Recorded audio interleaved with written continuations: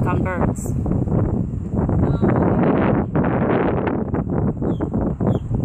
Do you guys know how to do the Heimlich maneuver on birds? No. Darn it, I missed it. Oh my goodness. Man, that bird's a pig. You see it go down the throat? Oh my gosh. All done. I think he's good for about a year. Look at how small that mouth, that little beak is.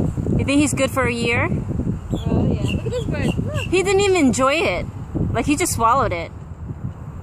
I see the ugly feet. Oh my gosh. Look at the green big feet that the bird has.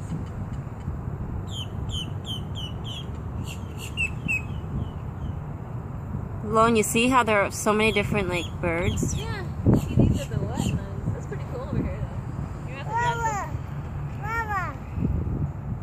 I think it's stuck in his throat. No, I think it's what they eat.